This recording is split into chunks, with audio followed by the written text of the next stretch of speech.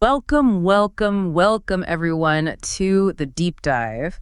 Today we are plunging headfirst into, well, the high-stakes, super dramatic world of professional wrestling. We're going to be looking really closely at the most recent WWE Monday Night RAW. That was episode #1674, live from Columbus, Ohio.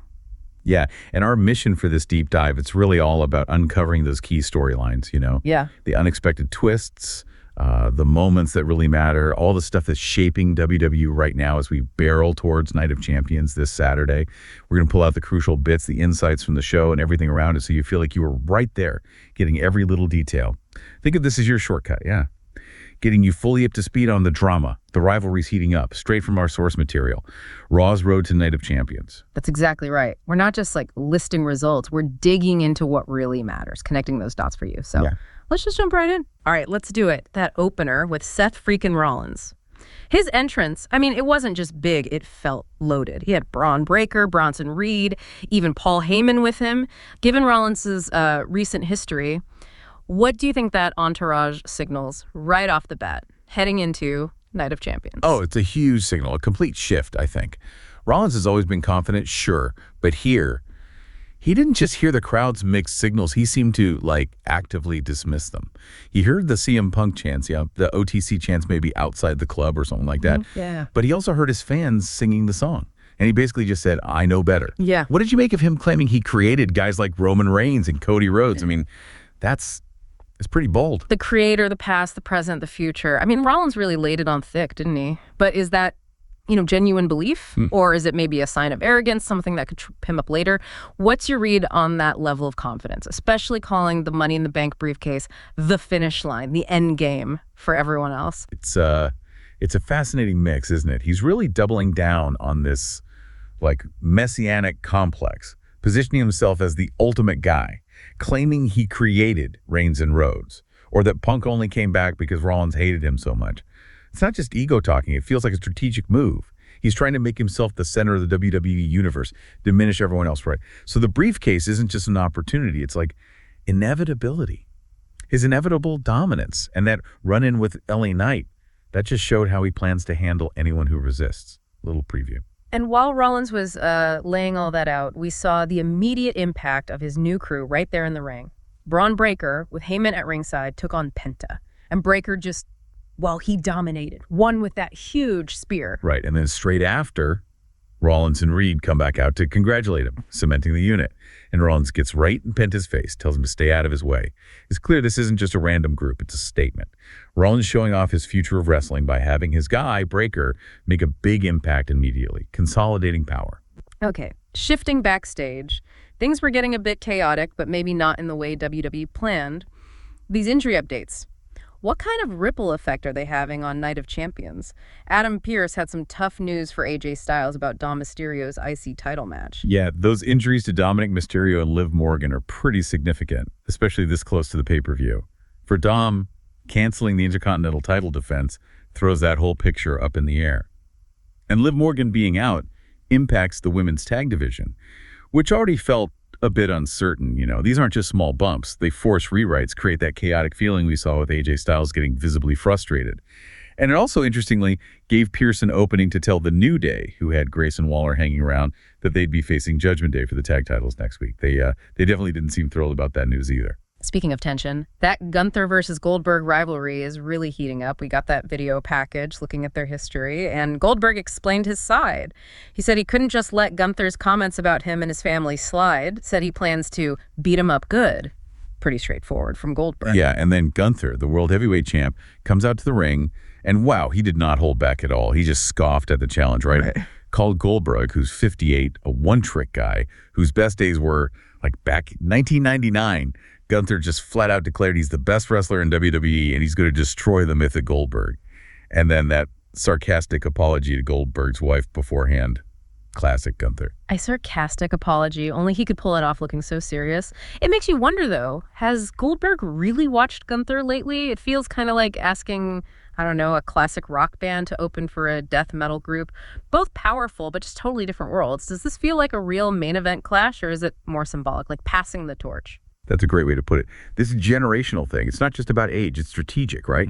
Goldberg is that past era, pure force, quick dominance. Gunther's the modern style, technical, brutal, long matches.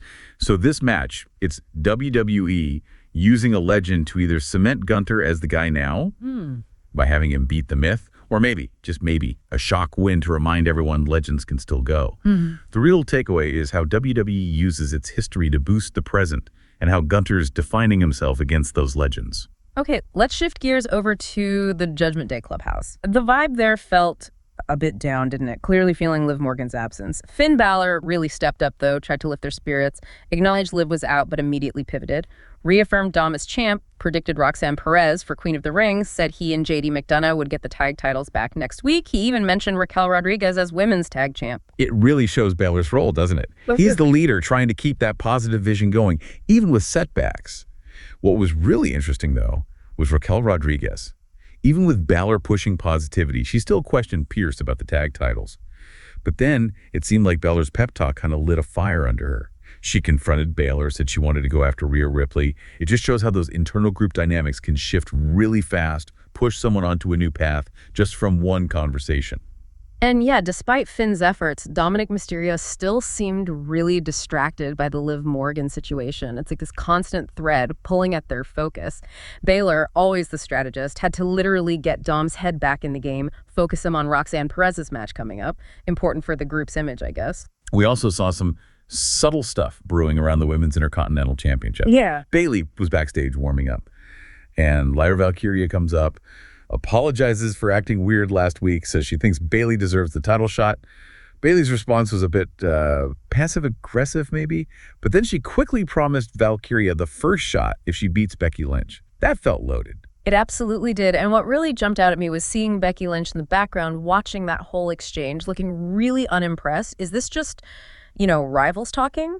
Or are we looking at something more calculated, like a potential team up against the champ? Well, given what Lynch said later, it definitely leans towards conspiracy, doesn't it? Yeah. This whole interaction sets up Bayley and Valkyria possibly working together, maybe subtly, maybe not so subtly, to take down Lynch. Adds layers, to their motives, the title picture. Suggests maybe a 2-on-1 situation that Becky's going to have to deal with. All right, let's move to the Queen of the Ring tournament. Huge semifinal match. Jade Cargill versus Roxanne Perez. Cargill's just been on an absolute monster run, and yeah, she kept it going. Beat Roxanne Perez with her finisher, Jaded. Pretty decisive. Yep, and that win locks her spot in the Queen of the Ring final against Asuka. Yeah. And they didn't waste any time facing off either. Right there on the ramp by the crown, trading some words. That final, wow, powerhouse versus, the master technician. That promises to be explosive. Whoever wins gets a massive boost. We also got more backstage stuff, clearly setting up pieces for Night of Champions and maybe beyond. During a commercial break, they interviewed Dominic Mysterio.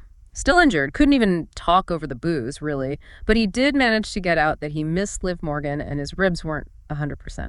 Yeah, the fact he couldn't even speak over the booze just hammers home his character right now. He's the ultimate villain for the fans, even when he's hurt, just leans right into it. We saw Sheamus with the Alpha Academy talk about getting opportunities for Maxine Dupree and Natalya in the tag division. But that quickly turned into them having issues with Rusev. Then Rusev shows up, things get tense, and boom, they agree to fight it out in the ring. Another personal feud set up right there. And just before her title match, Becky Lynch basically confirmed what we suspected earlier. She said she was angry, felt there was a conspiracy between Bayley and Lyra Valkyria against her. She definitely feels targeted. And another really interesting bit, Sami Zayn looking pretty down after losing in the King of the Ring. He gets confronted by Karrion Kross, with Scarlett there too. Kross just twists the knife, right? Tells Zayn he'll never be world champion. That, of course, fires Sami up. He takes a swing, then reveals he already talked to Adam Pearce and made a match between them official. It feels like Kross was totally playing him there, preying on his vulnerability after the loss. Just a calculated psychological jab. Which brings us right to the Women's Intercontinental Championship match. Becky Lynch defending against Bayley. Becky kept the title, but it ended in a DQ after Lyra Valkyria interfered. Helped Bayley first, then attacked Lynch directly. A messy, controversial finish for sure. And the aftermath was just as interesting. Bayley and Lyra were arguing in the ring, looking frustrated. Meanwhile, Becky escapes with the title. It adds this whole layer of confusion. Was Lyra trying to help Bayley win, or was she making her own statement, going after Lynch to get noticed as the next challenger?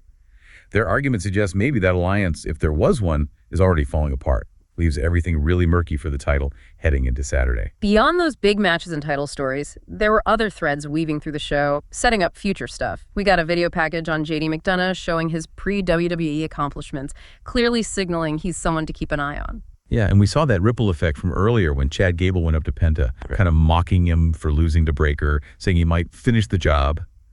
Penta didn't take kindly to that. Super kick, then attacked Gable's arm, left him hurting. That's not just a throwaway moment. Gable's the technical guy. Right now, he's potentially got an arm injury. That could really impact him, maybe in the King of the Ring, maybe other matches. The Raquel Rodriguez versus Rhea Ripley feud also went up several notches.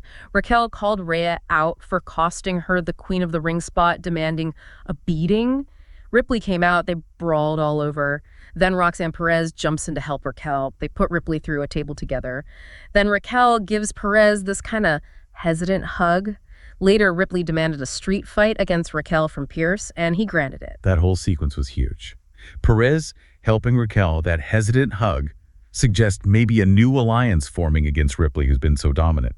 And Ripley demanding a street fight, that shows she wants revenge, wants to reassert herself, and a street fight means anything goes. Guarantees a brutal finish with big consequences for the division. We also had Asuka backstage declaring nobody is ready for her. Then Io Sky joins her. They chat friendly-like in Japanese.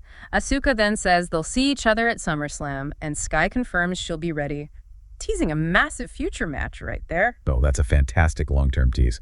Puts them on a collision course, maybe as rivals, maybe allies who eventually clash. Shows the depth they have and sets up something big way down the road. And for fans of classic rivalries, they aired that package on John Cena and CM Punk, highlighting their history, the differences, even showing bits of Cena's pipe bomb response from SmackDown. Just a timely reminder of an absolutely iconic feud. And just to tie things up before the main event, Michael Cole and Corey Graves officially confirmed the Night of Champions card updates. Explicitly said Sami Zayn versus Karrion Kross is happening there. So that grudge match we saw building, it's locked in for Saturday. Which finally leads us to the main event. King of the Ring semifinal, Cody Rhodes versus Jey Uso. Great video package beforehand showing their shared history, which is complex, right? And then Jey Uso's entrance through the crowd.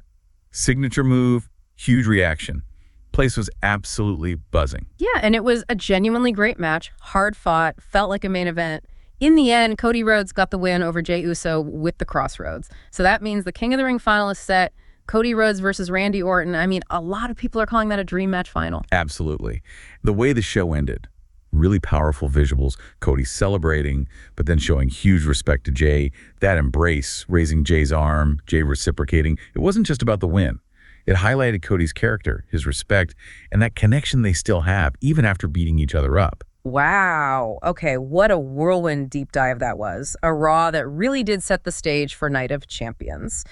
From Seth Rollins' assertive, almost kind of unsettling declarations to those surprising title picture twists, the personal feuds getting hotter, and now we have our King and Queen of the Ring finalists. The stakes feel incredibly high. Every move, every word felt calculated. Yeah, as we've seen, getting to the top, getting that championship gold. It's not just about winning matches, is it? It's built on these carefully crafted stories, the unexpected team-ups, the fallout from every single action, which kind of leaves you a question to think about. In this world where every move seems planned, every word might mean something else, what really defines a champion? Is it just the belt they hold? Or is it the story they tell getting there?